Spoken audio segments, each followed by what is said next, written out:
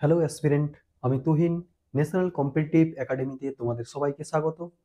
আজকের আমি হিস্টোরিক্যাল ব্যাকগ্রাউন্ডের সেকেন্ড ভিডিও, যেটা ভিডিওতে আমি ডিসকাস করব যে থার্ড এরা সম্বন্ধে। থার্ড এরায় থেকে কি ভাবে আমাদের কনস্টিটিউশনের আগমন ঘটেছিল, থার্ড এরায় কি পরিবর্তনের মাধ্যমেই আমাদের কনস্টিটিউশনের আগমন ঘটেছিল, সেগুলি নিয়ে ডিসকাস করব।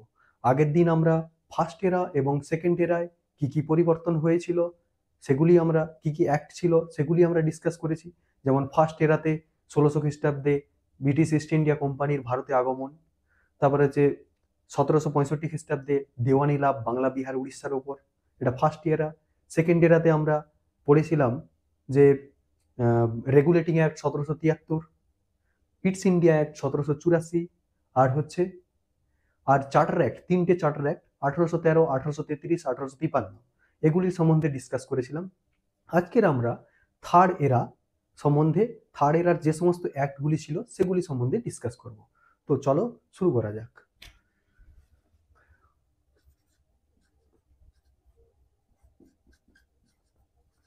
থার্ড এরা, এই থার্ড এরাটাকে বলা হয় ক্রাউন রুলস। ক্রাউন রুলস এটা চলেছিল 1858 থেকে 1947-এর স্বাধীনতা লাভ পর্যন্ত এর সময়কাল ছিল। এবার 1857-তে এর কিভাবে তাহলে আগমন হলো এই থার্ড এরাটা? না, 1857-তে ফার্স্ট 1857 রিভোল্ট, যেটা আমরা জানি সিপাহী বিদ্রোহ নামে, বাংলায় আমরা জানি সিপাহী বিদ্রোহ নামে, অর্থাৎ সিপই মিউটিনি।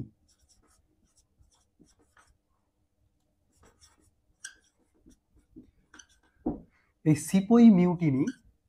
সিপই মিউটিনির হয়েছিল 1857-তে, যেখানে মঙ্গল পান্ডে, আমরা জানি যে মঙ্গল পান্ডে খুবই গুরুত্বপূর্ণ ভূমিকা পালন করেছিল, লিডিং রোল প্লে করেছিল।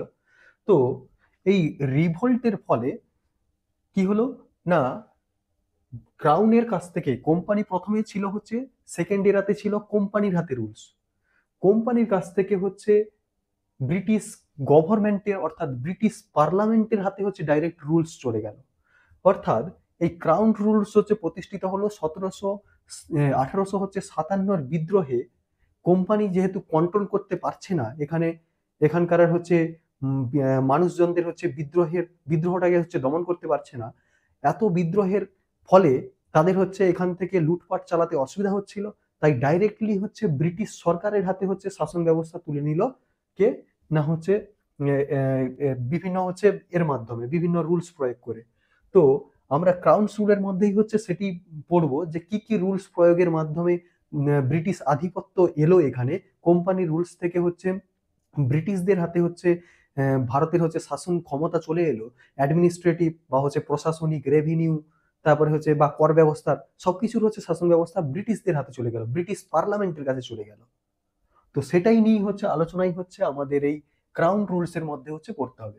মেনলি ক্রাউন রুলস এর আগমন ঘটেছিল 1857 খ্রিস্টাব্দের বিদ্রোহের পরিপ্রেক্ষিতেই এর আগমন ঘটেছিল। তো আমরা এর যে ফার্স্ট যে রুলসটা এসেছিল সেটি গভর্নমেন্ট অফ ইন্ডিয়া অ্যাক্ট 1857। তাহলে গভর্নমেন্ট অফ ইন্ডিয়া অ্যাক্ট 1858, 1857 বিদ্রোহের ফলে 1858-তে এলো গভর্নমেন্ট অফ ইন্ডিয়া অ্যাক্ট। এই গভর্নমেন্ট অফ ইন্ডিয়া অ্যাক্টের মাধ্যমে ব্রিটিশ সরকার ভারতে প্রথম যে গভর্নর জেনারেল অফ ইন্ডিয়া এই যে পদটি ছিল, এই পদটার পরিবর্তন করে করলো viceroy of India. Viceroy of India পদটির আগমন হলো। তাহলে গভর্নর জেনারেল অফ ইন্ডিয়া পদটির উঠে গেল, ভাইসরয় অফ ইন্ডিয়া পদটি এলো। এবার এই ভাইসরয় অফ ইন্ডিয়া যিনি নিযুক্ত হলেন, তিনি directly represented by British crown বা ব্রিটিশ পার্লামেন্ট, অর্থাৎ ভাইসরয় অফ ইন্ডিয়া ছিলেন হচ্ছে ব্রিটিশ ক্রাউন বা হচ্ছে ব্রিটিশ পার্লামেন্টের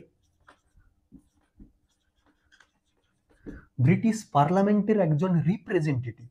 আর তাহলে ভাইসরয় অফ ইন্ডিয়া হচ্ছে ব্রিটিশ পার্লামেন্টের হচ্ছে একজন রিপ্রেজেন্টেটিভ। ব্রিটিশ পার্লামেন্টের হচ্ছে রিপ্রেজেন্টেটিভ ছিলেন হচ্ছে ভাইসরয় অফ ইন্ডিয়া। এবার এই ফার্স্ট যিনি হচ্ছে ভাইসরয় অফ ইন্ডিয়া পদে অধিষ্ঠিত হন তিনি ছিলেন লর্ড ক্যানিং। তাহলে লর্ড ক্যানিং হচ্ছে ফার্স্ট ভাইসরয় অফ ইন্ডিয়া, এটি হচ্ছে ইম্পর্টেন্ট। তাহলে তাহলে গভর্নর জেনারেল অফ ইন্ডিয়া এই পদটি উঠে গিয়ে এলো ভাইসরয় অফ ইন্ডিয়া পদটি। ব্রিটিশ যে ভাইসরয় অফ ইন্ডিয়া যিনি হচ্ছে নিযুক্ত হন তিনি হচ্ছে ব্রিটিশ ক্রাউন বা ব্রিটিশ পার্লামেন্টের একজন রিপ্রেজেন্টেটিভ। আর হচ্ছে ফার্স্ট হচ্ছে ভাইসরয় অফ ইন্ডিয়া ছিলেন হচ্ছে লর্ড ক্যানিং। এরপর কি হলো না, আমরা আমরা 1784 যে পিটস ইন্ডিয়া অ্যাক্ট দেখেছিলাম। তাহলে সেকেন্ড এরার 1784 পিটস ইন্ডিয়া অ্যাক্টে আমরা যে দেখেছিলাম ডুয়েল গভর্নিং সিস্টেম, ডুয়েল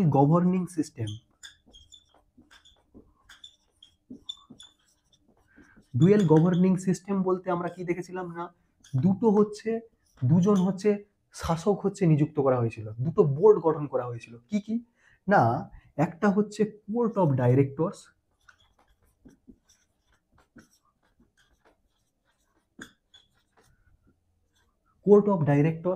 যে কি করতো না রেভিনিউ, যে হচ্ছে হচ্ছে কমার্শিয়াল ব্যাপারটা, বাণিজ্য ব্যাপারটা দেখতো। তাহলে যে কমার্শিয়াল পারপাসটা হচ্ছে যে কন্ট্রোল করতো সেই কোর্ট অফ ডাইরেক্টরস এর হচ্ছে শাসন ছিল। আর একটা বোর্ড গঠন হয়েছিল যেটা হচ্ছে বোর্ড অফ কন্ট্রোলস।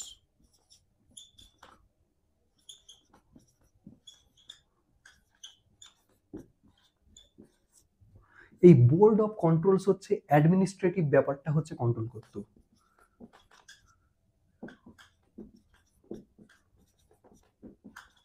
তাহলে কি কি হলো না, ডুয়েল গভর্নিং সিস্টেম যেটা গঠিত হয়েছিল পিটস ইন্ডিয়া অ্যাক্ট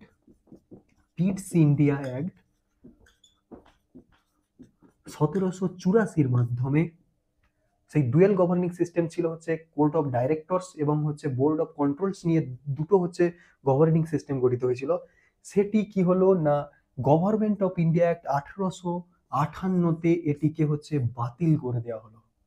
অর্থাৎ ডুয়েল গভর্নিং সিস্টেম অ্যাবলিস্ট করা হলো বা তুলে দেওয়া হলো গভর্নমেন্ট অফ ইন্ডিয়া অ্যাক্ট 1858 মাধ্যমে।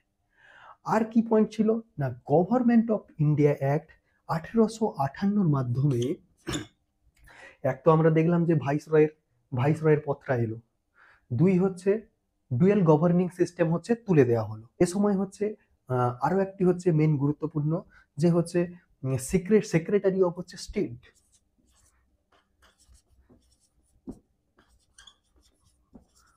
সেক্রেটারি অফ হচ্ছে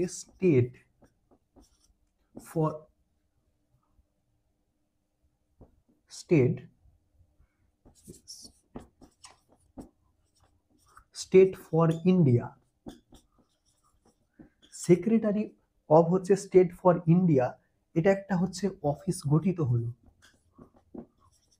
secretary of state for India নামক হচ্ছে অফিস একটা গঠিত হলো, যেখানে হচ্ছে এই secretary of state for India এই যে অফিসটা গঠিত হলো, এর কি না এটিকে পরিচালনা করার জন্য একজন হচ্ছে চেয়ারম্যান থাকবে, একজন হচ্ছে চেয়ারম্যান ছিল, আর হচ্ছে বাকি 15 জন হচ্ছে মেম্বার্স নিয়ে হচ্ছে এই অফিসটি হচ্ছে গঠিত হয়েছিল। এই চেয়ারম্যানটা হচ্ছে সেক্রেটারি অফ হচ্ছে স্টেট নামে পরিচিত।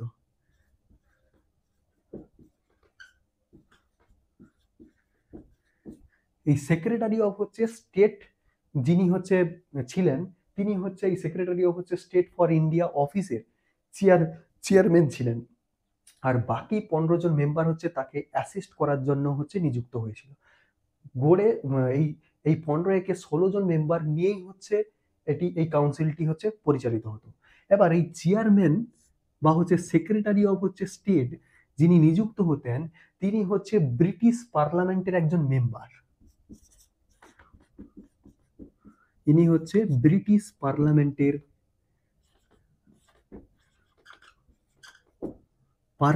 হচ্ছে একজন মেম্বার। ব্রিটিশ পার্লামেন্টস মেম্বার হচ্ছে ইনি। তাহলে ব্রিটিশ পার্লামেন্টের মেম্বার হচ্ছে সেক্রেটারি অফ হচ্ছে স্টেট। তাহলে গভর্নমেন্ট অফ ইন্ডিয়া অ্যাক্ট 1858 মাধ্যমে আমরা দেখলাম 1 নম্বর হচ্ছে ভাইসরয় অফ ইন্ডিয়া গঠিত হলো, গভর্নর জেনারেল অফ হচ্ছে ইন্ডিয়ার পদটি হচ্ছে উঠে গেল, ভাইসরয় অফ ইন্ডিয়া হচ্ছে পদটি এলো, ব্রিটিশ ক্রাউন বা হচ্ছে ব্রিটিশ পার্লামেন্ট এর হচ্ছে রিপ্রেজেন্টেটিভ হিসেবে হচ্ছে ইনি হচ্ছে কাজ করতেন ইন্ডিয়াতে, অর্থাৎ ব্রিটিশদের হচ্ছে ডাইরেক্ট রিপ্রেজেন্টেটিভ হিসেবে কাজ করতেন, কোনো কোম্পানির কোনো কর্মচারী এই পদে হচ্ছে অধিষ্ঠিত হননি। ফলে ফার্স্ট হচ্ছে যিনি ভাইসরয় অফ হচ্ছে ইন্ডিয়া ছিলেন হচ্ছে লর্ড ক্যানিং। এরপর হচ্ছে ডুয়েল গভর্নিং হচ্ছে সিস্টেম হচ্ছে উঠে গেল। তারপরে যে সেক্রেটারি অফ হচ্ছে স্টেট ফর হচ্ছে ইন্ডিয়া, এটি হচ্ছে পদটি গঠিত হলো। এই পদটি হচ্ছে যত সমস্ত হচ্ছে অ্যাডমিনিস্ট্রেটিভ হচ্ছে কন্ট্রোল করে।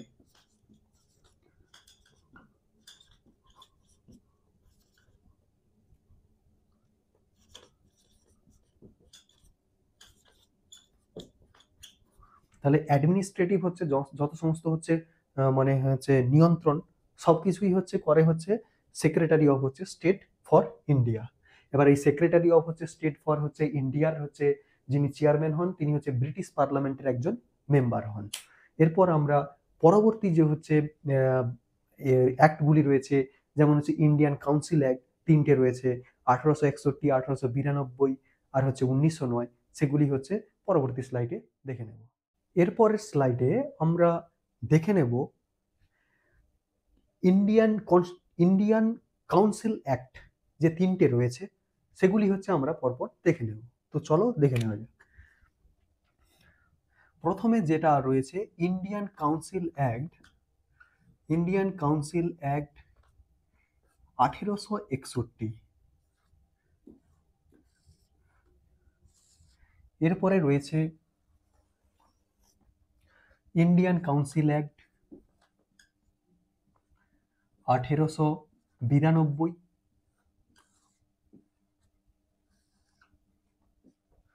আর রয়েছে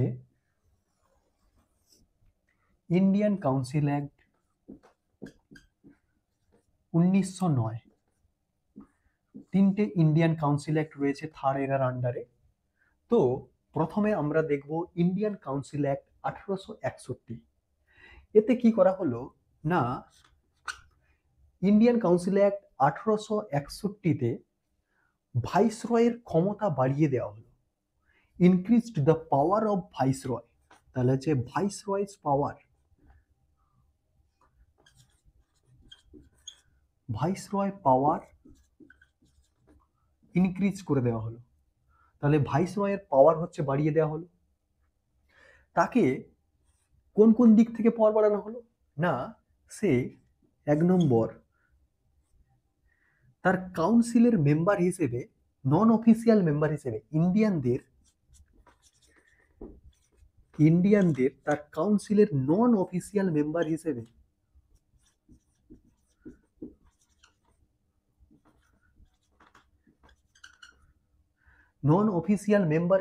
হচ্ছে সে নিযুক্ত করতে পারবে। তার যে কাউন্সিল ছিল সেই কাউন্সিলে ইন্ডিয়ানদের নন অফিসিয়াল মেম্বার হিসেবে সে নিযুক্ত করতে পারবে, তাকে এই পাওয়ারটা দেওয়া হলো। 2 নম্বর কি পাওয়ার দেওয়া হলো না, ইন্ডিয়াতে তো ব্রিটিশরা ব্যবসা বাণিজ্য করছে, তো বিজনেসের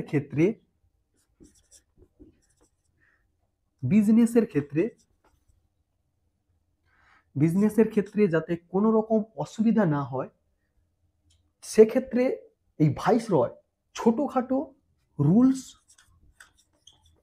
বা হচ্ছে অর্ডারস হচ্ছে ইস্যু করতে পারবে। তাহলে বিজনেসের ক্ষেত্রে ইন্ডিয়ানরা হচ্ছে নন অফিসিয়াল মেম্বার হিসেবে তার কাউন্সিলে যে নিযুক্ত হবে, সেই নিযুক্তকরণের প্রক্রিয়াটা সে করতে পারবে, তাকে ক্ষমতা দেওয়া হচ্ছে। 2 নম্বর হচ্ছে বিজনেসের ক্ষেত্রে রুলস, বিজনেসের ক্ষেত্রে কোনো রকম যাতে অসুবিধা না হয় তার জন্য রুলস বা হচ্ছে রেগুলেশন বা হচ্ছে অর্ডার সে হচ্ছে নিজে ইস্যু করতে পারবে। 3 নম্বর হচ্ছে সে অর্ডিন্যান্স ইস্যু করতে পারবে। অর্ডিন্যান্স হচ্ছে সে ইস্যু করতে পারবে কখন? ইমার্জেন্সির সময়। তাহলে সে ইমার্জেন্সির সময় হচ্ছে সে অর্ডিন্যান্স ইস্যু করতে পারবে কতদিনের জন্য? 6 মান্থের জন্য। 6 মান্থসের জন্য হচ্ছে সে অর্ডিন্যান্স ইস্যু করতে পারবে, তাকে এই 3টে ক্ষমতা হচ্ছে দেওয়া হয়। এবার এই এই যে অর্ডিন্যান্স ইস্যু করার ক্ষমতা, এই ক্ষমতা কিন্তু এখনো কিন্তু আমাদের প্রেসিডেন্টের হাতে রয়েছে। জরুরিকালীন পরিস্থিতিতে সমস্ত রকম হচ্ছে সংবিধানের মৌলিক কিছু অধিকার বাদে সমস্ত কিছু হচ্ছে ক্লোজ ডাউন করার ক্ষমতা রয়েছে হচ্ছে আমাদের প্রেসিডেন্টের। সেটা কোথা থেকে নেওয়া হয়েছে? না, এইখান থেকেই হচ্ছে এসেছে। অর্থাৎ আমরা যে এইগুলো যে পরপর পড়ছি, এগুলোর মধ্যে ছোটখাটো রুলস বা হচ্ছে বিলগুলি, যেগুলি কিন্তু আমাদের এখনো কনস্টিটিউশনে রয়েছে। তার জন্যই এর চ্যাপ্টারের নাম রয়েছে হিস্টোরিক্যাল ব্যাকগ্রাউন্ড, অর্থাৎ হিস্ট্রি থেকে হচ্ছে নেওয়া অংশ আমাদের কনস্টিটিউশনের জন্ম দিয়েছে। তো তাহলে অর্ডিন্যান্স, ভাইসরয়ের হচ্ছে পাওয়ার ইনক্রিজ করা হলো, ইন্ডিয়ানদের হচ্ছে নন অফিসিয়াল মেম্বার হিসেবে নিযুক্ত করতে পারবে, বিজনেসের ক্ষেত্রে রুলস রেগুলেশনস বা হচ্ছে অর্ডার সে ইস্যু করতে হবে, কোনো রকম অসুবিধা যাতে না হয় বিজনেসের ক্ষেত্রে, অর্ডিন্যান্স ইস্যু করতে পারবে ইমার্জেন্সির সময় 6 মাসের জন্য। এবার ইন্ডিয়ান হচ্ছে council act, Indian council act 1861-তে আর কি হয়েছিল না, আমরা দেখেছিলাম 1773 থেকে 1833 পর্যন্ত লেজিসলেটিভ কাউন্সিলগুলির হচ্ছে পাওয়ার কমিয়ে দেওয়া হয়েছিল। যখন থেকে হচ্ছে গভর্নর জেনারেল অফ ইন্ডিয়া পদটি এলো, তবে থেকে একটা সেন্ট্রালাইজড টেন্ডেন্সি বা হচ্ছে কেন্দ্রের শক্তি সর্বে সর্বা এরকম একটা পরিস্থিতি তৈরি হয়েছিল। যে সমস্ত প্রদেশগুলি ছিল বোম্বে, বেঙ্গল, তারপরে হচ্ছে মাদ্রাস, এই প্রদেশগুলির গভর্নরের ক্ষমতাগুলি প্রায় হচ্ছে খতম করে দেওয়া হয়েছিল, প্রায় শেষ করে দেওয়া হয়েছিল। এবার কি হলো না, ইন্ডিয়ান কাউন্সিল অ্যাক্ট 1861-র পর থেকে এই ক্ষমতাগুলি আবার ফিরে এলো, অর্থাৎ লেজিসলেটিভ কাউন্সিল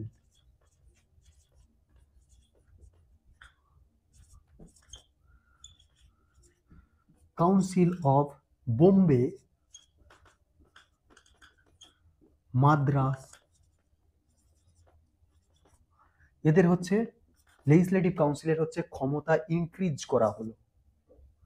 এবার এই ইনক্রিজ করার মাধ্যমে কি প্রতিষ্ঠিত হলো না, হচ্ছে প্রভিন্স, এগুলো তো এক একটা প্রভিন্স, এক একটা হচ্ছে এখন যেটা হচ্ছে রাজ্য নামে পরিচিত আমাদের কাছে, স্টেটস বা রাজ্য, তো এক একটা প্রভিন্স। তাহলে সেন্ট্রালাইজ টেন্ডেন্সিটা হচ্ছে ডাউনগ্রেড হলো, যেটা আগে এতদিন বেড়ে যাচ্ছিল সেটা হচ্ছে কমে এলো।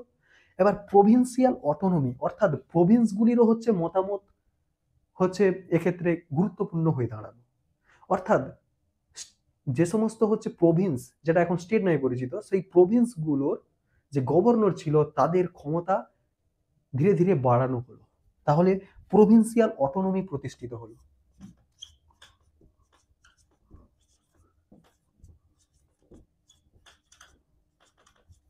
তাহলে প্রভিন্সিয়াল অটোনমি হচ্ছে প্রতিষ্ঠিত হলো। প্রভিন্সিয়াল অটোনমি এখানে বাড়ানোর সাইন দিয়েছি, তো এক্ষেত্রে হচ্ছে প্রভিন্সিয়াল অটোনমি হচ্ছে প্রতিষ্ঠিত হলো। তাহলে প্রভিন্সগুলোর হচ্ছে গুরুত্ব হচ্ছে বাড়তে থাকলো। এরপর ইন্ডিয়ান কাউন্সিল অ্যাক্ট, এরপরে হচ্ছে আর কি হলো, ইন্ডিয়ান কাউন্সিল অ্যাক্ট 1861-তে তাহলে দেখলাম হচ্ছে প্রভিন্সিয়াল অটোনমি প্রতিষ্ঠিত হলো। এরপর হচ্ছে যে সমস্ত হচ্ছে লেজিসলেটিভ কাউন্সিলগুলি ছিল, সেই লেজিসলেটিভ কাউন্সিলগুলির হচ্ছে সাইজ হচ্ছে বাড়ানো হলো। এবং দেখা গেল এখানে যে আমরা দেখলাম যে নন অফিসিয়াল মেম্বার হিসেবে হচ্ছে নিযুক্ত করার কথা বলা হয়েছিল, তাহলে তখন কে ছিল? হচ্ছে ফার্স্ট ভাইসরয় ছিল লর্ড ক্যানিং। তো 1862-তে এই পাওয়ারের ওপর ভিত্তি করে লর্ড ক্যানিং তিনজন হচ্ছে ইন্ডিয়ানকে নন অফিসিয়াল মেম্বার হিসেবে নিযুক্ত করল। কে কে? না, এক নম্বর হচ্ছে রাজা অফ বেনারস, মহারাজা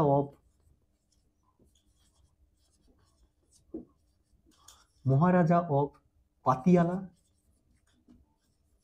পাতিয়ালা, আর হচ্ছে স্যার দিনকর রাও। এই তিনজনকে 1862-তে লর্ড ক্যানিং, যে কিনা ফার্স্ট ভাইসরয় ছিলেন, তিনি হচ্ছে তিনজনকে নন অফিসিয়াল মেম্বার হিসেবে ফার্স্ট টাইম হচ্ছে রিক্রুট করলেন বা সিলেক্ট করলেন। এরপর আমরা চলে যাব ইন্ডিয়ান কাউন্সিল অ্যাক্ট 1892-তে। এই ইন্ডিয়ান কাউন্সিল অ্যাক্ট 1892-তে লেজিসলেটিভ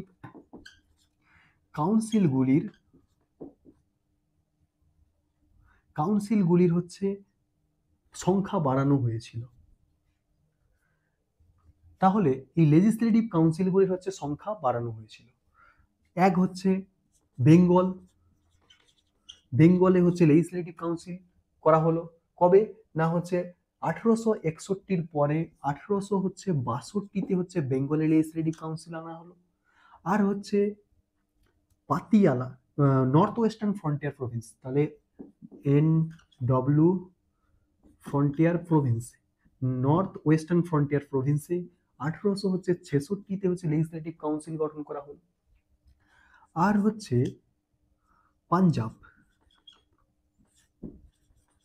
পাঞ্জাবে হচ্ছে 1887-তে লেজিসলেটিভ কাউন্সিল প্রতিষ্ঠা করা হলো। এবার এই লেজিসলেটিভ কাউন্সিলগুলির পাওয়ার হচ্ছে বাড়িয়ে দেওয়া হলো। লেজিসলেটিভ কাউন্সিলের পাওয়ার ইনক্রিজ করা হলো। এবার এই পাওয়ার বাড়িয়ে দেওয়া হলো কোন কোন বিষয়ের উপরে? না, বাজেট নিয়ে হচ্ছে তারা এই লেজিসলেটিভ কাউন্সিল হচ্ছে ডিসকাস করতে পারবে। তাহলে বাজেট নিয়ে হচ্ছে ডিসকাস করতে পারবে। আর হচ্ছে ডিসকাস করার পরে যদি কোনো কোশ্চেন থাকে তাহলে কোশ্চেন করতে পারবে। তাহলে কি করা হলো? না, ইন্ডিয়ান কাউন্সিল অ্যাক্ট 1892-তে লেজিসলেটিভ কাউন্সিলের সংখ্যা বাড়ানো হলো। কোন কোন লেজিসলেটিভ কাউন্সিল? এক তো হচ্ছে এই তিনটে রয়েছে, তার সঙ্গে সঙ্গে আরো অনেক হচ্ছে লেজিসলেটিভ কাউন্সিল বাড়ানো হয়েছিল। এক হচ্ছে 1862-তে হচ্ছে বেঙ্গলে, নর্থ ওয়েস্টার্ন ফ্রন্টিয়ার প্রভিন্সে 1866-তে, 1887-তে পাঞ্জাবে। এরপর লেজিসলেটিভ কাউন্সিলের হচ্ছে পাওয়ার হচ্ছে যেমন হচ্ছে সংখ্যা বাড়ানো হয়েছিল তেমন পাওয়ারও বাড়ানো হয়েছিল। পাওয়ারের মধ্যে হচ্ছে মেন পাওয়ার হচ্ছে বাজেট নিয়ে হচ্ছে ডিসকাস করার হচ্ছে ক্ষমতা দেওয়া হয়েছিল, আর হচ্ছে বাজেট নিয়ে কোশ্চেন করার ক্ষমতা দেওয়া হয়েছিল। তাহলে মেনলি হচ্ছে এই দুটো হচ্ছে পয়েন্ট ছিল ইন্ডিয়ান কাউন্সিল অ্যাক্ট 1892-তে। এরপর আমরা দেখব ইন্ডিয়ান কাউন্সিল অ্যাক্ট 1909, যেটাকে আমরা বলি মরলে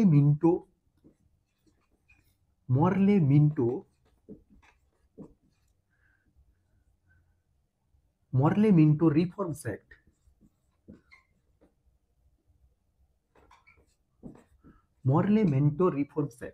এই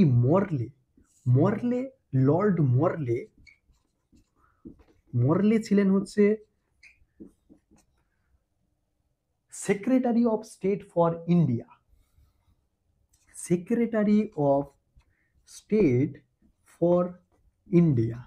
তাহলে লর্ড মরলে ছিলেন secretary of state for India. তাহলে সেক্রেটারি অফ হচ্ছে স্টেট ফর ইন্ডিয়া ছিলেন হচ্ছে লর্ড মরলে। আর লর্ড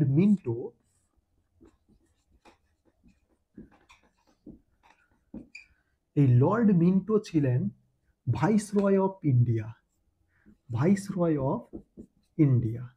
তাহলে লর্ড মিন্টো ছিলেন হচ্ছে ভাইসরয় অফ ইন্ডিয়া। এই 1909 এই ইন্ডিয়ান কাউন্সিল অ্যাক্টে কি করা হয়েছিল? না, এক তো হচ্ছে মরলেমিন্টো রিফর্মস হচ্ছে এই অ্যাক্টকে হচ্ছে বলা হলো। দুই, এই অ্যাক্টের মাধ্যমে লেজিসলেটিভ কাউন্সিলের মেম্বার সংখ্যা বাড়ানো হয়েছিল, মেম্বারস হচ্ছে ইনক্রিজ করা হয়েছিল। এই লেজিসলেটিভ কাউন্সিল হচ্ছে দুই ধরনের, একটা হচ্ছে সেন্ট্রাল আর একটা হচ্ছে প্রভিন্সিয়াল। এবার এই সেন্ট্রালের মেম্বার সংখ্যা 16 থেকে বাড়িয়ে 60 করা হয়েছিল, আর প্রভিন্সিয়ালের মেম্বার সংখ্যা, প্রভিন্স মানে রাজ্যের মেম্বার সংখ্যা এখনো পর্যন্ত হচ্ছে চেঞ্জেবল, অর্থাৎ হচ্ছে বিভিন্ন রাজ্যে উত্তরপ্রদেশে যেমন সবচেয়ে বেশি 80, ওয়েস্ট বেঙ্গলের 42, এরকম চেঞ্জেবল। তাহলে প্রভিন্সিয়ালের কোনো স্পেসিফিক্যালি কিছু নেই, সেন্ট্রালেরটা যেহেতু স্পেসিফিক্যালি আছে, সেন্ট্রালের হচ্ছে সেন্ট্রাল লেজিসলেটিভ অ্যাসেম্বলি, সেন্ট্রাল হচ্ছে লেজিসলেটিভ কাউন্সিলের মেম্বার সংখ্যা 16 থেকে হচ্ছে 60 করা হয়েছিল। এবার এই অ্যাক্টের, এই ইন্ডিয়ান কাউন্সিল অ্যাক্ট, এই অ্যাক্টের মাধ্যমে কি বলা হয়েছিল? না, ইন্ডিয়ান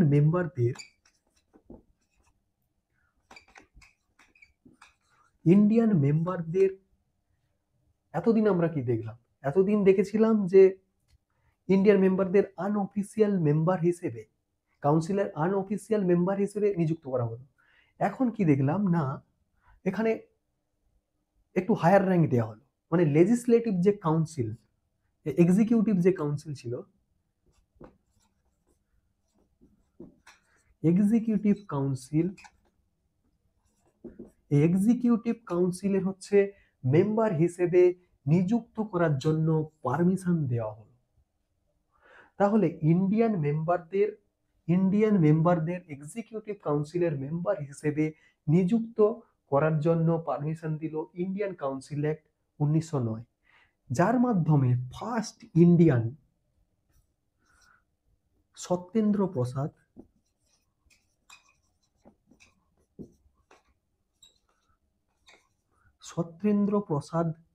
সিংহ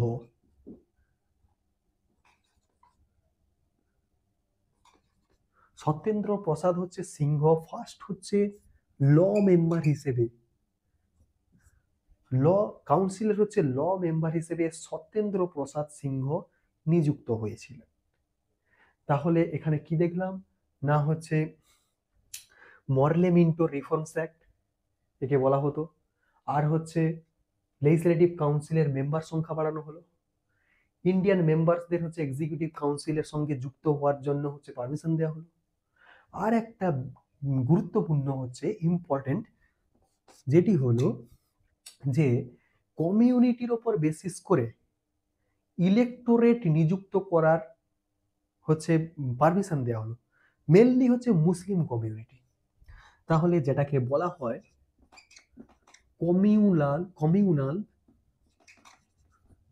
ইলেকটোরেট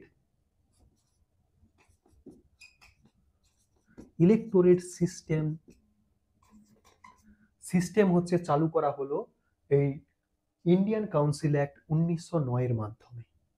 তাহলে কমিউনাল ইলেকটোরেট সিস্টেম হচ্ছে চালু করা হলো। কমিউনাল ইলেকটোরেট সিস্টেম কি?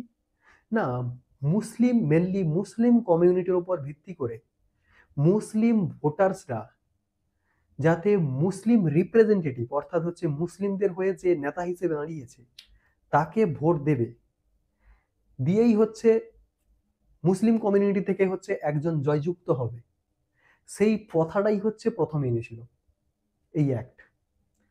কমিউনাল ইলেকটোরেট সিস্টেম হচ্ছে চালু করেছিল। কার আমলে চালু হয়েছিল? লর্ড হচ্ছে মিন্টোর আমলে। তাহলে তাই জন্য লর্ড মিন্টোকে বলা হয় father of Indian communal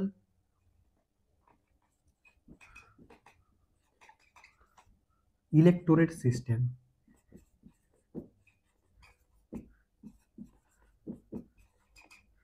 father of Indian communal electorate system বলা হয় তাহলে লর্ড মিন্টো কি?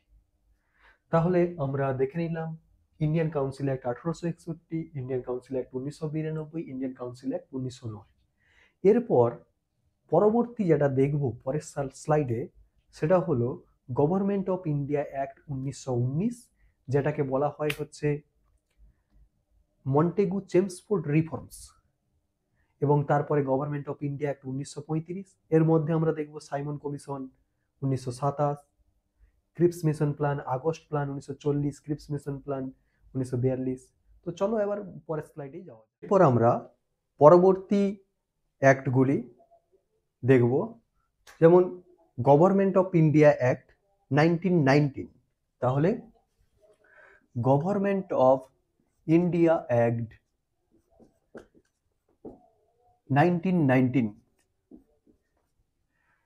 তাহলে গভর্নমেন্ট অফ ইন্ডিয়া অ্যাক্ট 1919 এই অ্যাক্টটাকে বলা হয় মন্টেগু চেমসফোর্ড রিফর্মস বা মন্টেগু চেমসফোর্ড অ্যাক্ট।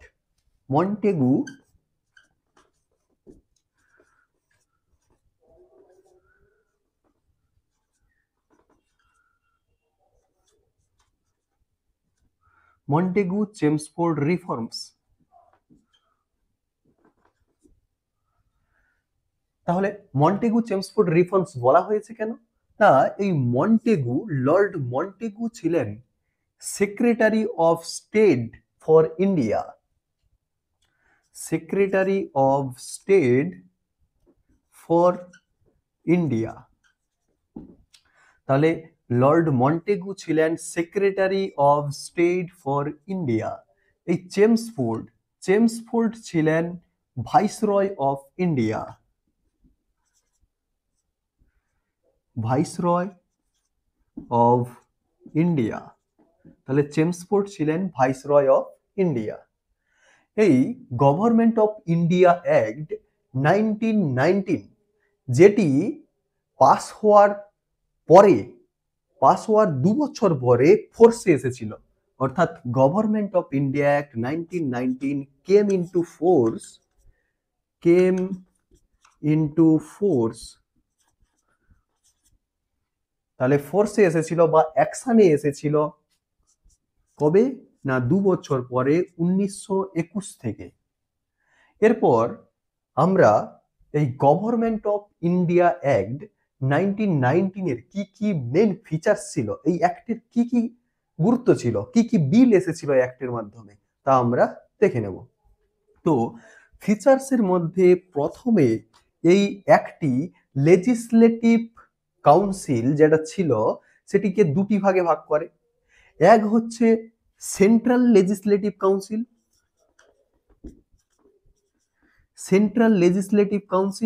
আর একটা হচ্ছে প্রভিন্সিয়াল লেজিসলেটিভ কাউন্সিল। এরপর এই দুটি লেজিসলেটিভ কাউন্সিলের জন্য সাবজেক্ট, অর্থাৎ সাবজেক্ট মানে কি কি বিষয় নিয়ে এরা রুল করবে সেটি পৃথক করে দেওয়া হয়। যেমন আমাদের সংবিধানে রয়েছে যে এডুকেশন কে কন্ট্রোল করবে, ডিফেন্স কে কন্ট্রোল করবে, স্টেট না হচ্ছে কেন্দ্র, সেন্ট্রাল, সেটি প্রত্যেকের সাবজেক্ট আলাদা আলাদা রয়েছে। তেমনি সেই সাবজেক্টটি এসেছে এই 1919 এবং তার পরবর্তী অ্যাক্ট 1937 মাধ্যমে। 1935 যেটা ফোর্সে এসেছিল 37-এ, সেই 1935 এবং 1919 এই দুটো থেকেই হচ্ছে মেনলি এই সাবজেক্টের মানে কেন্দ্র রাজ্যের কি কি সাবজেক্ট থাকবে সেগুলি হচ্ছে ডিফাইন হয়ে গিয়েছিল এই অ্যাক্টগুলি থেকে। তো সেন্ট্রাল লেজিসলেটিভ কাউন্সিল, যার আন্ডারে হচ্ছে সেন্ট্রাল সাবজেক্টগুলি থাকবে,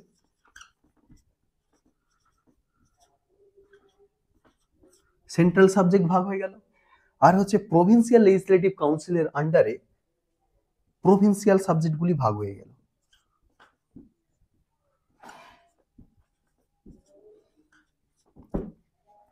তাহলে ফার্স্ট পয়েন্ট দেখলাম যে প্রত্যেকের সাবজেক্ট ভাগ হয়ে গেল। সেকেন্ড পয়েন্ট, ডাইয়ারকি এলো।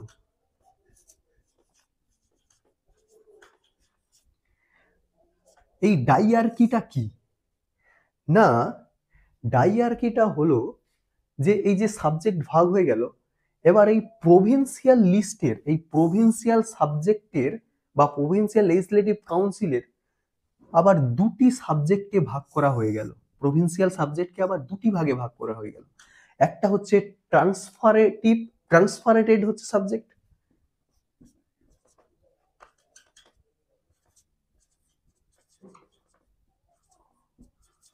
ট্রান্সফারেটেড সাবজেক্ট, আর একটা হচ্ছে রিজার্ভড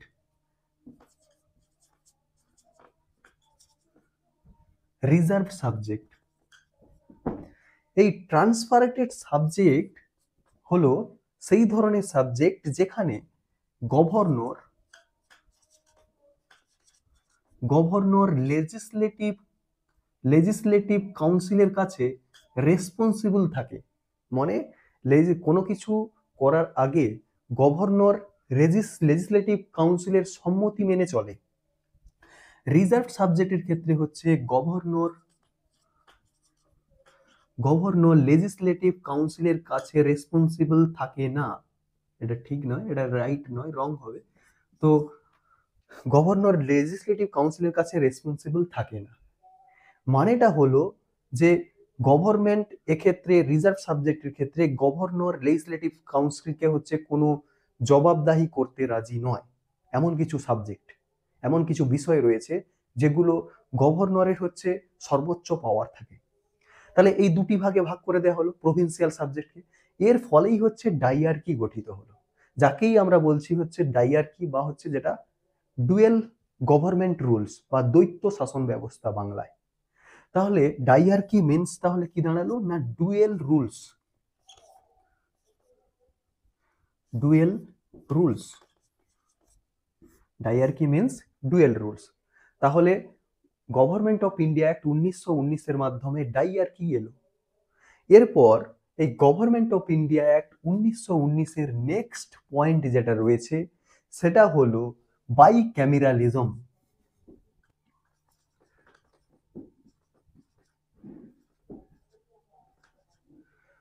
এই বাইক্যামেরালিজমটা কি না, এ সময় লেজিসলেটিভ যে কাউন্সিল গঠিত হয়েছিল সেই লেজিসলেটিভ কাউন্সিলকে হচ্ছে দুটি ভাগে ভাগ করা হলো। তাহলে লেজিসলেটিভ বাইক্যামেরালিজম হচ্ছে লেজিসলেটিভ কাউন্সিলকে দুটি ভাগে, বাই মানে হচ্ছে টু, তাহলে হচ্ছে দুটি ভাগে ভাগ করা হলো। এক নম্বর হচ্ছে state legislative council, council of state যেটাকে বলে, কাউন্সিল অফ স্টেট। আর একটা হচ্ছে লেজিসলেটিভ অ্যাসেম্বলি।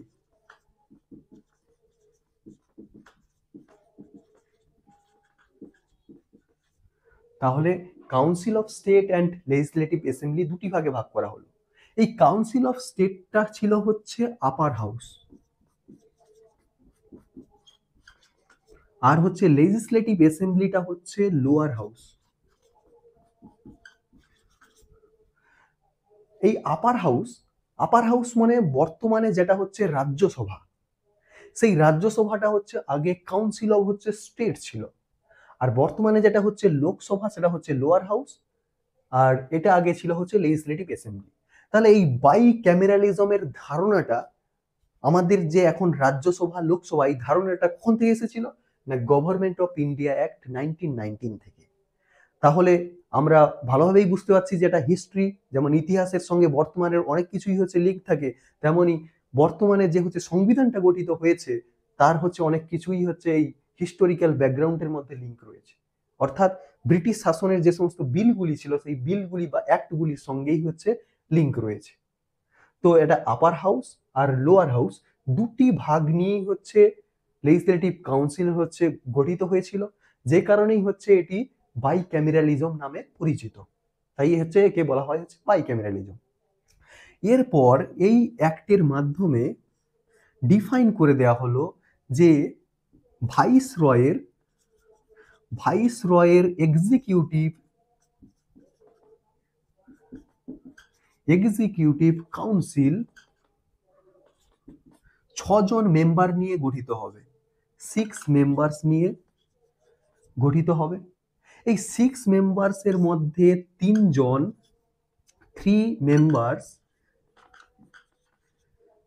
মেম্বার্স হচ্ছে হবে ব্রিটিশ প্রতিনিধি, আর 3 member Indians.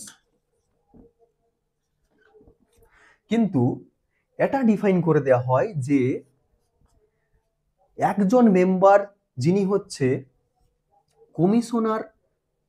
Commissioner in chief বা চিফ কমান্ডার ইন চিফ, মানে কমিশনার না, কমান্ডার পোস্টে, মানে আর্মির যে উপরের পোস্টে, সবার উপরের পোস্ট, সেই কমান্ডার, আর্মির যে লিডার, সেই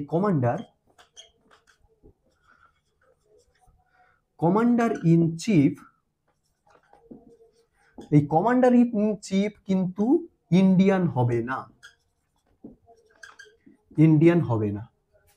তাহলে কি দেখলাম না, ভাইসরয়ের এক্সিকিউটিভ কাউন্সিলে 6 জন মেম্বার নিযুক্ত হবে।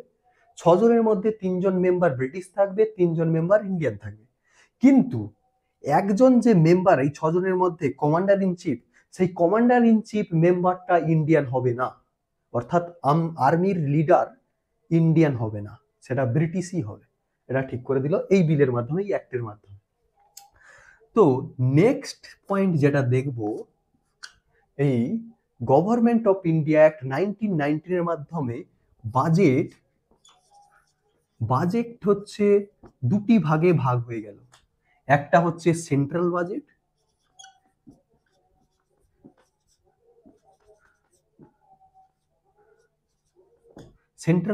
আর হচ্ছে প্রভিন্সিয়াল বাজেট।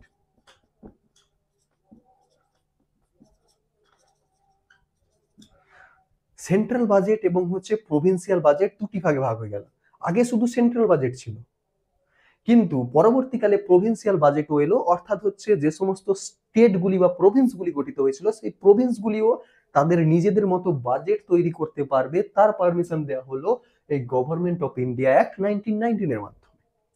এরপর নেক্সট যে ইম্পর্টেন্ট পয়েন্ট, আগের অ্যাক্টে, অর্থাৎ ইন্ডিয়ান কাউন্সিল অ্যাক্ট 1909 এর মাধ্যমে, বা হচ্ছে যেটাকে আমরা মরলে মিন্টো রিফর্মস বলে জেনেছিলাম, তাতে আমরা দেখেছিলাম কি না, মুসলিম কমিউনিটির ওপর ভিত্তি করে কমিউনাল রিপ্রেজেন্টেশন চালু করা হয়েছিল। সেই কমিউনাল রিপ্রেজেন্টেশন এখন শুধু আর মুসলিম কমিউনিটির মধ্যে থাকলো না, এখন তাকে বাড়িয়ে করা হলো শিখ, তার সঙ্গে অ্যাড করা হলো মুসলিম আগে ছিল, তার সঙ্গে অ্যাড করা হলো শিখ, এবং হচ্ছে অ্যাংলো ইন্ডিয়ান, ইউরোপিয়ান, ইন্ডিয়ান খ্রিস্টান, এদের সবাইকে হচ্ছে অ্যাড করা হলো। তাহলে কমিউনাল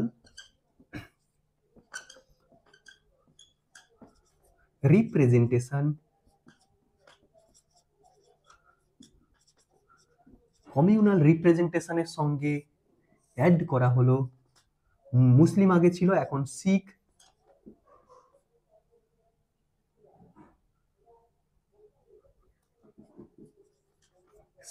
তারপরে হচ্ছে ইন্ডিয়ান খ্রিস্টান,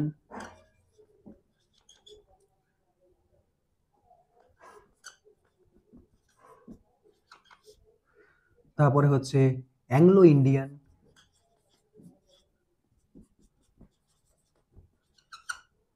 আর হচ্ছে ইউরোপিয়ান। এদের হচ্ছে কমিউনাল রিপ্রেজেন্টেশনের আন্ডারে অ্যাড করা হলো। এরপর এই অ্যাক্টের মধ্যে আরো একটি গুরুত্বপূর্ণ পয়েন্ট যেটি ছিল, সেটি হলো যে এই অ্যাক্টে এটি বলে দেওয়া হলো, এই অ্যাক্টের উপর যতগুলি হচ্ছে মানে রুলস রেগুলেশন তৈরি হলো, সেই রুলস রেগুলেশনগুলি ঠিকঠাক কাজ করছে কিনা 10 বছর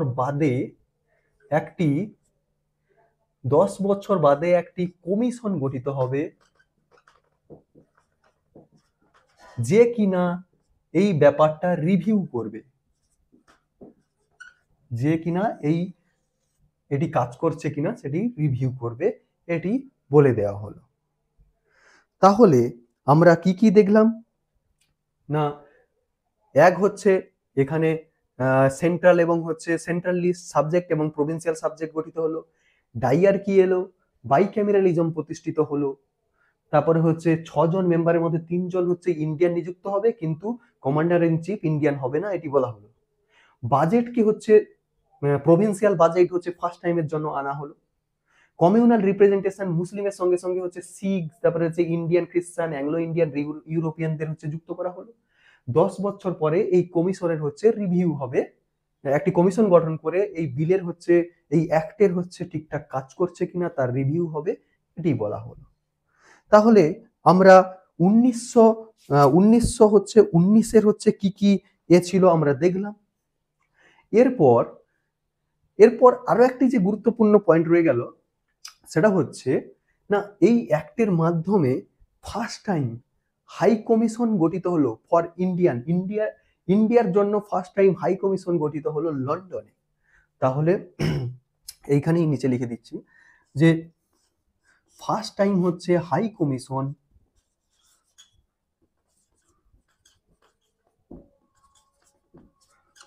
গঠিত হলো কাদের জন্য? For India. কোথায়? না হচ্ছে লন্ডনে।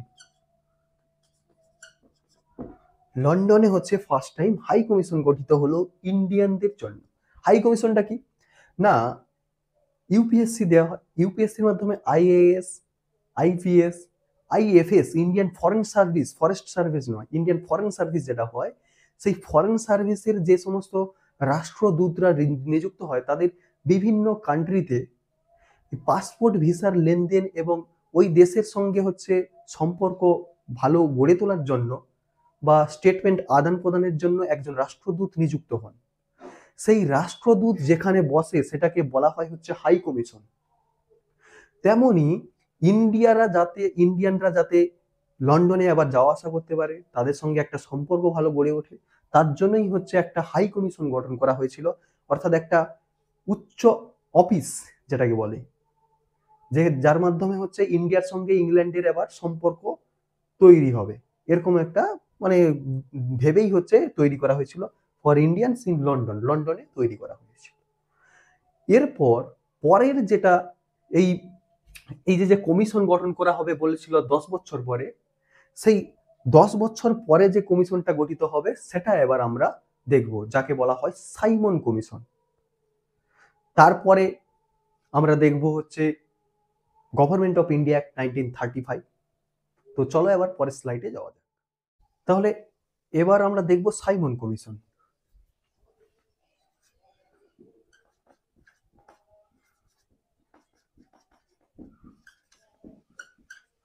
সাইমন কমিশন, এই সাইমন কমিশন আগের অ্যাক্ট অনুযায়ী 10 বছর পরে, অর্থাৎ আগের একটা ছিল হচ্ছে 1919, তার 10 বছর পরে 1919 প্লাস যদি 10 বছর পরে গঠন হওয়ার কথা ছিল, অর্থাৎ 1929-এ হওয়ার কথা ছিল, কিন্তু এর 2 বছর আগে অর্থাৎ 1927-এ এই কমিশনটা গঠিত হয়ে গেল। অর্থাৎ আমরা কি দেখলাম যে 1927-এর নভেম্বর মাসে এই কমিশন গঠিত হলো 7 জন মেম্বার নিয়ে। তাহলে 7 জন মেম্বার্স নিয়ে এই কমিশন গঠিত হলো। এই 7 জন মেম্বার্স কে কে ছিলেন? 1 নম্বর হচ্ছে স্যার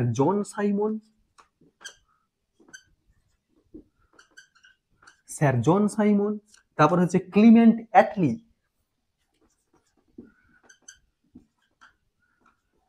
অ্যাটলি, তারপরে হচ্ছে হ্যারি লিভি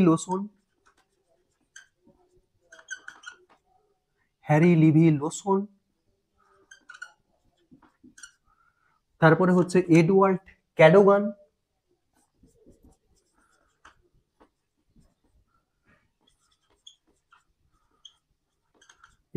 ক্যাডোগান, তারপরে হচ্ছে ভার্নাল্ড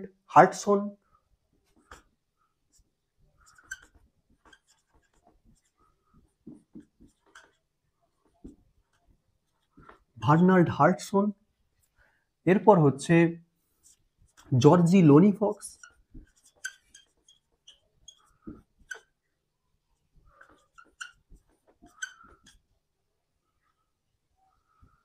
জর্জি লোনি ফক্স আর হচ্ছে ডোনাল্ড হাওয়ার্ড।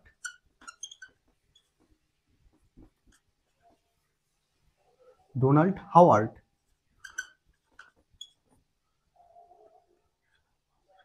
এই 7 জন নিয়েই হচ্ছে সাইমন কমিশন গঠিত হলো। এবার কার চেয়ারম্যানশিপে হচ্ছে এই কমিশনটা রান করতো? না হচ্ছে sir John Simon chairman.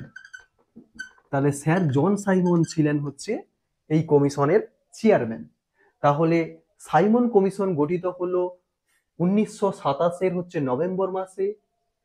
7 members committee নিয়ে হচ্ছে এই গঠিত হলো। তাহলে 7 জন মেম্বার্স কে কে ছিলেন? Sir John Simon, Clement Attlee, Harry Levy Lawson, Edward Cadogan, Bernard Howard, George Lane Fox and Donald Bernard হচ্ছে হার্টসন, তারপর হচ্ছে George Lane Fox and Donald Howard, যার মধ্যে চেয়ারম্যান ছিলেন হচ্ছে স্যার জন সাইমন। এবার কেন গঠিত হলো সেটা আমরা আগের হচ্ছে অ্যাক্টে জেনেছি। 1919-এর অ্যাক্টে বলা হয়েছিল যে ওই অ্যাক্টের রিভিউ করার জন্য, ওই অ্যাক্টটা ভালোভাবে চলছে কিনা, কাজ করছে কিনা সেটি রিভিউ করার জন্য। তাই হচ্ছে ইন্ডিয়ান কনস্টিটিউশন গঠন হওয়ার আগে ইন্ডিয়ার পরিস্থিতি রিভিউ করার জন্যই হচ্ছে এই কমিশন গঠিত হলো। এবার এই কমিশন, যেহেতু আমরা এই নামগুলি থেকেই বুঝতে পাচ্ছি যে অল আর নন ইন্ডিয়ান, তাহলে অল মেম্বার্স আর হচ্ছে নন ইন্ডিয়ান অর্থাৎ ব্রিটিশ। তো নন ইন্ডিয়ান হওয়ার কারণে কি হলো না হচ্ছে Congress leaders of Congress plus Muslim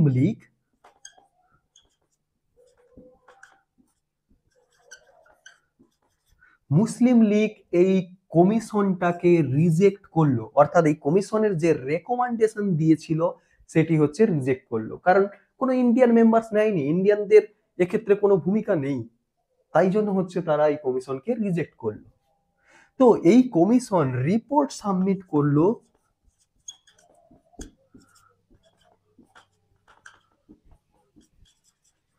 report submitted by May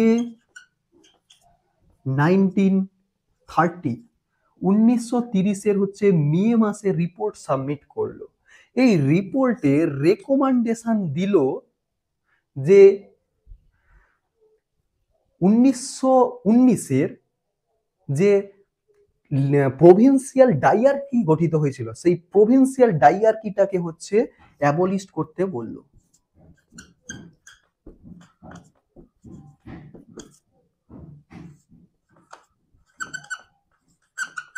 provincial dyarchy তুলে দিতে বলল।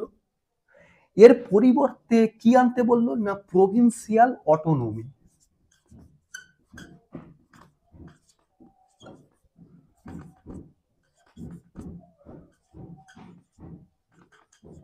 তাহলে প্রভিন্সিয়াল ডায়ার্কি তুলে দিয়ে প্রভিন্সিয়াল অটোনমি আনতে বলল। তাহলে আমরা কি লিঙ্ক খুঁজে পেলাম যে 1919-এর সঙ্গে 1927-এর একটা লিঙ্ক রয়েছে। কি না হচ্ছে তোমার প্রভিন্সিয়াল ডায়ার্কি তুলে দিয়ে প্রভিন্সিয়াল অটোনমি আনতে হবে। এবার প্রভিন্সিয়াল অটোনমি আনতে গেলে নিশ্চয়ই আরো একটা অ্যাক্ট আসবে, আরো একটা অ্যাক্ট গঠিত হবে। তাহলে এই প্রভিন্সিয়াল অটোনমি আনার মাধ্যমেই হচ্ছে জন্ম লাভ করবে government of India act 1935। Government of India act 1935। আমরা এরপরে এইটা আমরা সম্বন্ধে ডিসকাস করব, কিন্তু তার আগে 1932-এ কমিউনাল অ্যাওয়ার্ডের উপরে আরো একটি ঘটনা ঘটেছিল, সেটা আমরা ছোট্ট করে পাশে দেখে নেব। তারপর আমরা পরের স্লাইডে চলে যাব গভর্নমেন্ট অফ ইন্ডিয়া অ্যাক্ট 1935। তো এখন আমরা দেখব কমিউনাল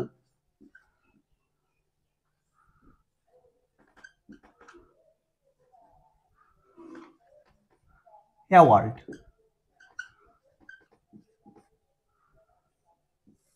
কমিউনাল অ্যাওয়ার্ড অর্থাৎ হচ্ছে কমিউনিটির ওপর ভিত্তি করে অ্যাওয়ার্ড মানে হচ্ছে পুরস্কার, কমিউনিটির ওপর ভিত্তি করে পুরস্কার দেওয়া হয়েছিল। কবে না হচ্ছে 1932-এ। 1932-এ যখন ব্রিটিশ পিএম ছিলেন রামসে ম্যাকডোনাল্ড।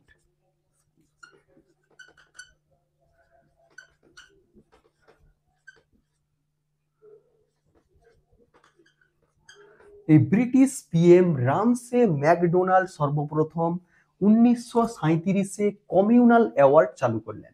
এবার এই কমিউনাল অ্যাওয়ার্ডটা কি না, কমিউনিটির ওপর ভিত্তি করে যে সমস্ত কমিউনিটিগুলি হচ্ছে, আমরা আগে দেখলাম যে কমিউনাল রিপ্রেজেন্টেশন, তাহলে দেখেছিলাম সেখানে যে মুসলিম, শিখ, ইউরোপিয়ান, অ্যাংলো ইন্ডিয়ান, ইন্ডিয়ান খ্রিস্টান, এদের কমিউনাল রিপ্রেজেন্টেশন দেওয়া হয়েছিল। অর্থাৎ ভোট দানের ক্ষেত্রে এদের থেকে হচ্ছে একজন করে নেতা ওই কমিউনিটি বেসিসে হচ্ছে লিড করবে, সেরকম একটা পারমিশন দেওয়া হয়েছিল। কিন্তু এই কমিউনাল অ্যাওয়ার্ডের মাধ্যমে কি বলা হলো না, ওই সমস্ত কমিউনিটিগুলি ডিপ্রেসড ক্যাটাগরি বা শিডিউল্ড ক্যাটাগরিতে হচ্ছে পড়বে, এটি ডিক্লেয়ার করে দেওয়া হলো। তাহলে সে ডিপ্রেসড ক্যাটাগরি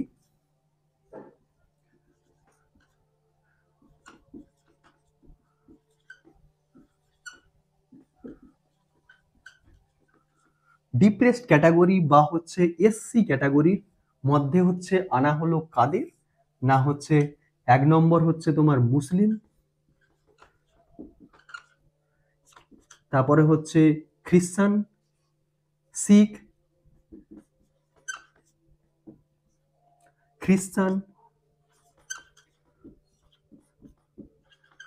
ইউরোপিয়ান,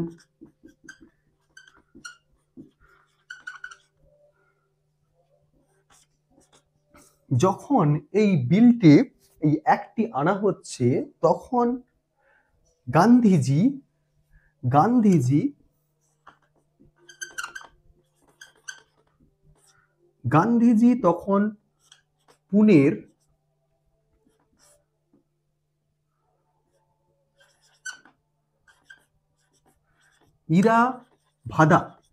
ইরাভাদা হচ্ছে জেল, পুনেতে হচ্ছে ইরাভাদা জেল,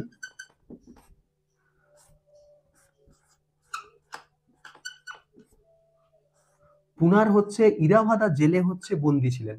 পুনা যেটা হচ্ছে বর্তমানে মহারাষ্ট্রের পুনে, আগের নাম ছিল ব্রিটিশ আমলে এর নাম ছিল হচ্ছে পুনা। সেই পুনার হচ্ছে ইরাভাদা জেলে বন্দী ছিলেন। তিনি এই কমিউনাল অ্যাওয়ার্ডটাকে হচ্ছে রিজেক্ট করলেন এবং এর প্রতিবাদে সেই জেলের মধ্যেই আমৃত্যু অনশন শুরু করলেন। এরপর কি হলো না, এরপর হচ্ছে কংগ্রেস লিডার্স এবং হচ্ছে ডিপ্রেসড ক্যাটাগরির লিডারদের মধ্যে একটি চুক্তি স্বাক্ষরিত হলো, যেটি পুনা চুক্তি নামে পরিচিত। পুনা চুক্তি বা হচ্ছে যেটি হচ্ছে পুনা চুক্তি আর কি, বাংলায় বলে পুনা চুক্তি। তো পুনা প্যাক্ট আর কি, পিএসিটি, বাংলায় বলে চুক্তি, পুনা প্যাক্ট, পিএসিটি। তাহলে এই পুনা প্যাক্ট হচ্ছে স্বাক্ষরিত হলো এই দুজনের মধ্যে। এই প্যাক্টের মাধ্যমে কিছুই লাভ হলো না। কি হলো, শেষ পর্যন্ত ডিপ্রেসড ক্লাস হচ্ছে এরাই থাকলো, আর হচ্ছে হিন্দু রিপ্রেজেন্টেটিভও থাকবে, এটি বলে দেওয়া হলো। তো মেনলি হচ্ছে এই কমিউনাল অ্যাওয়ার্ডের মাধ্যমেই হচ্ছে পুনা প্যাক্টের হচ্ছে আগমন ঘটলো, যেটা হচ্ছে কাদের মধ্যে হয়েছিল না, কংগ্রেস লিডার্স এবং হচ্ছে ডিপ্রেসড ক্লাসের হচ্ছে লিডারদের মধ্যে হয়েছিল। এরপর আমরা বাকি থেকে যাওয়া অংশটি গভর্নমেন্ট অফ ইন্ডিয়া অ্যাক্ট 1935-এ আসবো নেক্সট স্লাইডে। তো চলো নেক্সট স্লাইডে যাওয়া। তাহলে এবার গভর্নমেন্ট অফ ইন্ডিয়া অ্যাক্ট 1935 শুরু করা যাক। তাহলে সাইমন কমিশনে বলা হলো যে এরপরে হচ্ছে প্রভিন্সিয়াল অটোনমি আনতে হবে, ডাইয়ারকি তুলে দিয়ে। তার মাধ্যমেই জন্ম হলো গভর্নমেন্ট অফ ইন্ডিয়া অ্যাক্ট 1935। তাহলে আমরা ফার্স্ট পয়েন্টে কি জেনে নিলাম, যে প্রভিন্সিয়াল অটোনমি,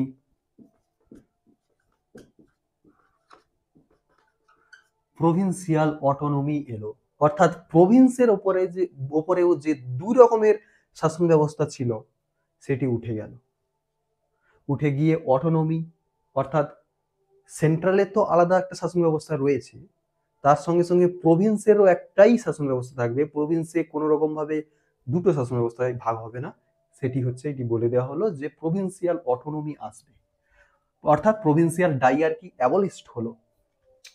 2 নম্বর পয়েন্ট কি না, 1935 অ্যাক্টের মাধ্যমে কি করা হলো না, অল ইন্ডিয়া ফেডারেশন,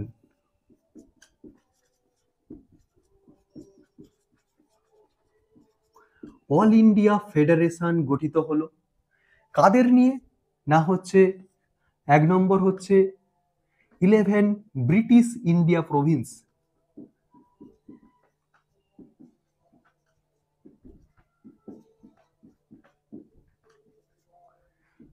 2 নম্বর হচ্ছে 6 chief commissioner Province,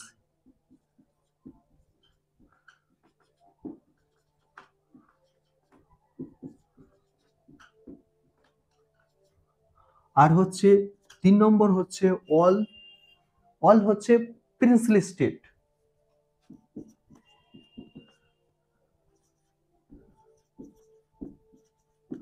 all princely states with in 1 unit, all princely state with in 1 unit. তাহলে হচ্ছে অল ইন্ডিয়া ফেডারেশন গঠিত হলো, একটা ফেডারেশনের মধ্যেই হচ্ছে সবাইকে হচ্ছে আনা হলো। এর পরের পয়েন্ট হচ্ছে এই গভর্নমেন্ট অফ ইন্ডিয়া অ্যাক্ট 1935 6টি প্রভিন্সে বাইক্যামেরালিজম হচ্ছে গঠিত হলো। তাহলে আমরা আগের 1919-এর যে একটা রয়েছিল তাতে আমরা দেখেছিলাম যে সেখানে বাইক্যামেরালিজম গঠিত হয়েছিল। বাইক্যামেরালিজম মিন্স হচ্ছে upper house lower house, legislative অ্যাসেম্বলির আপার হাউস লোয়ার হাউস, যেটাকে বলা হয়েছিল হচ্ছে লেজিসলেটিভ কাউন্সিল বা কাউন্সিল অফ স্টেট, আর হচ্ছে লেজিসলেটিভ অ্যাসেম্বলি, যেগুলি আমাদের সংবিধানের বর্তমানে রাজ্যসভা বিধানসভা এই সমস্ত হচ্ছে ভাগে হচ্ছে পরিণত হয়েছে। তো সেই বাইক্যামেরালিজম,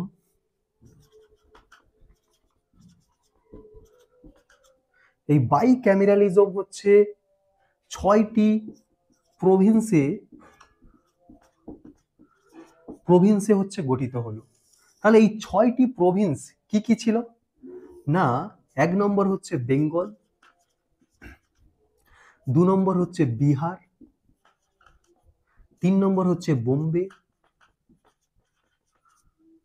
4 নম্বর হচ্ছে মাদ্রাস, 5 নম্বর হচ্ছে ইউনাইটেড প্রভিন্স,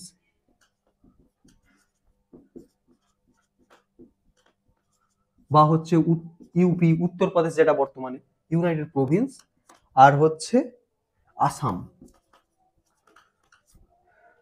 তাহলে এই 6টি হচ্ছে প্রভিন্সে হচ্ছে বাইক্যামেরালিজম হচ্ছে প্রতিষ্ঠিত হল। এরপর এই বাইক্যামেরালিজম প্রতিষ্ঠিত তো হলো, কিন্তু এটি ফোর্সে এলো 1935-এ প্রতিষ্ঠিত হলো বাইক্যামেরালিজম 6টি প্রভিন্সে, এটি হচ্ছে ফোর্সে এলো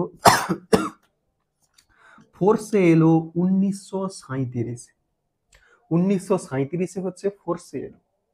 এরপর এই গভর্নমেন্ট অফ ইন্ডিয়া অ্যাক্ট 1935-এ সেকশন ছিল 321টি, আর হচ্ছে শিডিউল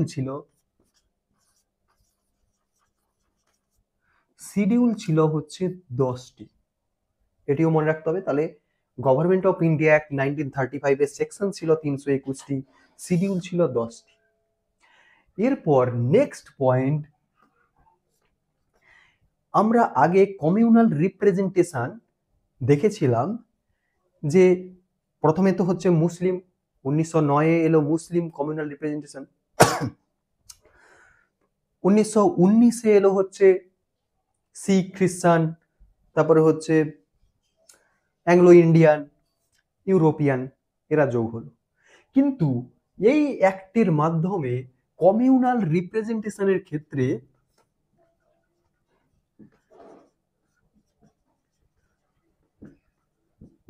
কমিউনাল রিপ্রেজেন্টেশনের ক্ষেত্রে আরো তিনটে বডি যোগ হবে। কি কি? এক নম্বর হচ্ছে উমেন্স, দু নম্বর হচ্ছে উমেন্স, দু নম্বর হচ্ছে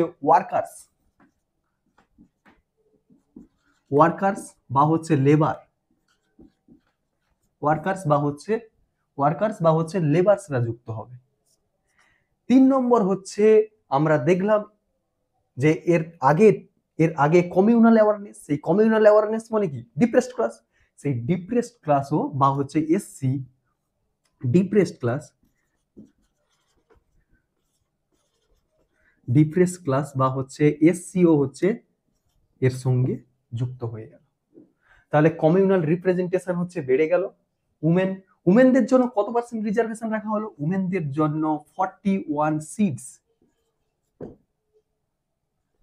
সিটস হচ্ছে রিজার্ভ করে রাখা হলো। তাহলে আমরা এই গভর্নমেন্ট অফ ইন্ডিয়া অ্যাক্ট 1935 এর কমিউনাল রিপ্রেজেন্টেশন দেখলাম। এরপর এতে আর কি করা হয়েছিল না, এই অ্যাক্টের মাধ্যমে আরো একটি গুরুত্বপূর্ণ হচ্ছে ফেডারেল কোর্ট প্রতিষ্ঠিত হলো।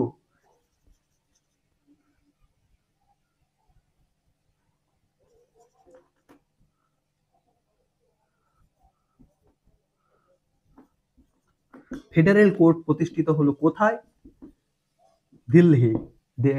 দিল্লিতে। কবে না হচ্ছে 1937।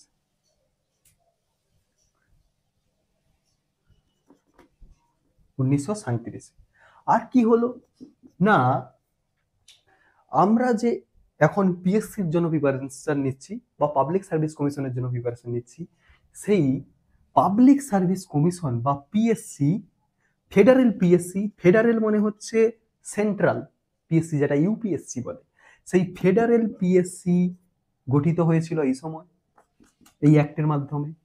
তারপরে হচ্ছে প্রভিন্সিয়াল, যেটা স্টেট পিএসসি, বিভিন্ন স্টেটের বিভিন্ন রকম, যেমন হচ্ছে ওয়েস্ট বেঙ্গলের হচ্ছে ডব্লিউবিসিএস, তারপরে হচ্ছে ঝাড়খণ্ডের হচ্ছে জেপিসিএস, এরকম পিসিএস আলাদা আলাদা ভাগ রয়েছে। সেই প্রভিন্সিয়াল পিএসসিও হচ্ছে এই সময় গঠিত হয়েছিল। আর কি? আর হচ্ছে জয়েন্ট পিএসসি। এই জয়েন্ট পিএসসিটা কি না, তখন দুটো বা তিনটে একের অধিক যখন স্টেট নিয়ে একটা হচ্ছে পিএসসি রিক্রুটমেন্ট প্রসেস চলতো, তখন তাকে বলা হয় হচ্ছে জয়েন্ট পিএসসি। সেই জয়েন্ট পিএসসিও হচ্ছে এই অ্যাক্টের মাধ্যমে এসেছিল।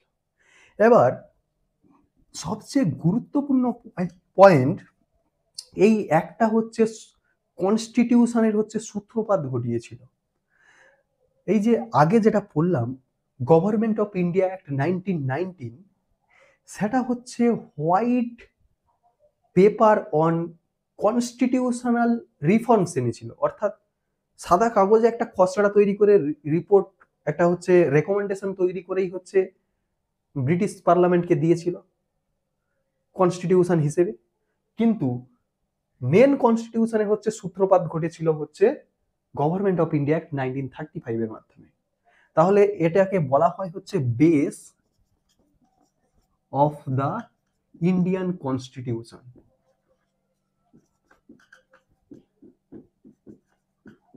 অর্থাৎ ইন্ডিয়ান কনস্টিটিউশনের হচ্ছে মূল ভিতটা হচ্ছে এই গভর্নমেন্ট অফ ইন্ডিয়া অ্যাক্ট 1935।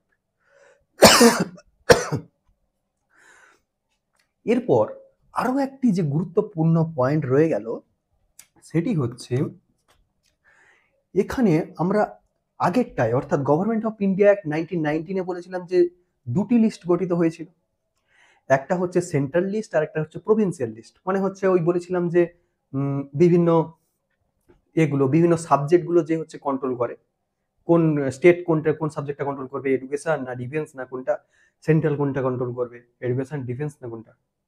সেরকমই এখানে হচ্ছে তিনটে লিস্ট গঠিত হলো, একটা হচ্ছে তিনটে হচ্ছে সাবজেক্ট লিস্ট গঠিত হলো, একটা হচ্ছে ফেডারেল সাবজেক্ট, সেকেন্ড হচ্ছে প্রভিন্সিয়াল সাবজেক্ট, আর একটা হচ্ছে কনকারেন্ট সাবজেক্ট। কনকারেন্ট সাবজেক্ট হচ্ছে আচ্ছা বলছি, CURRENT, কনকারেন্ট সাবজেক্ট। কনকারেন্ট সাবজেক্টটা হচ্ছে ফেডারেলেরও হচ্ছে পার্ট থাকবে, অর্থাৎ সেন্ট্রালেরও পার্ট থাকবে, আর প্রভিন্স বা স্টেটেরও পার্ট থাকবে।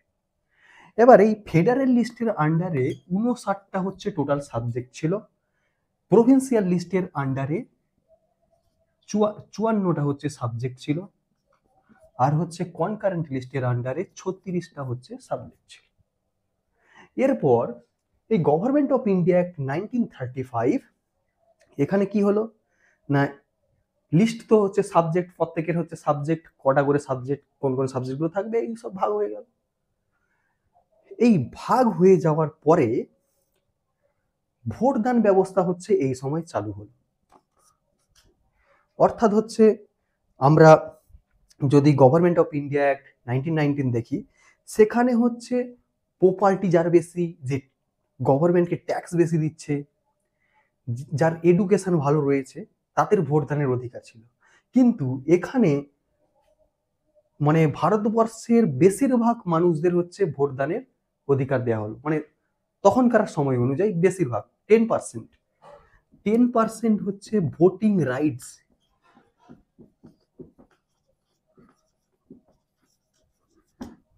দেওয়া হলো কাদের না, ইন্ডিয়ান পিপলদের।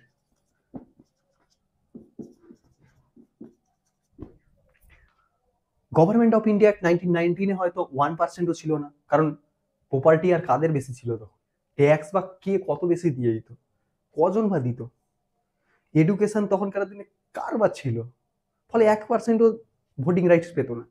কিন্তু এখানে হচ্ছে 10% পর্যন্ত হচ্ছে ইন্ডিয়ান পিপলদের ভোটিং রাইটস দেওয়ার শুরু হলো। অর্থাৎ হচ্ছে পরপর হচ্ছে ইন্ডিয়ানদের গুরুত্ব দিতে শুরু করলো। কিন্তু এটি হচ্ছে পুরোপুরি ইন্ডিয়ানদের ইন্ডিপেন্ডেন্স করে দেয়নি, যদিও ভোটিং রাইটস দিয়েছে, কিন্তু ফুললি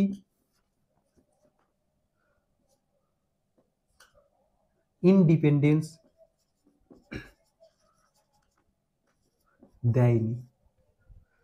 তাহলে ফুললি ইন্ডিপেন্ডেন্স দেয়নি এই গভর্নমেন্ট অফ ইন্ডিয়া 1935। তাহলে আমরা third error government of India 1935 পর্যন্ত পড়ে নিলাম। এই চ্যাপ্টারে মূলত এই গভর্নমেন্ট অফ ইন্ডিয়া 1935 পর্যন্তই রয়েছে।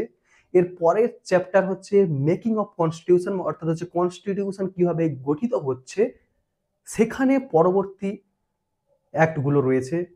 August offer 1940, Cripps mission plan 1942, তারপরে হচ্ছে মাউন্ট ব্যাটেন প্ল্যান, তারপরে হচ্ছে 1947, এগুলি রয়েছে। তো আমরা মূল যে হচ্ছে অ্যাক্টগুলি বাকি থাকলো, সেগুলি আমরা পরের হচ্ছে চ্যাপ্টারে পড়ব। তো এই চ্যাপ্টারটা হচ্ছে এই পর্যন্তই। তো দেখা হবে পরবর্তী চ্যাপ্টারে, পরবর্তী ভিডিওতে। এখনকার মতো এটুকুই। Thank you.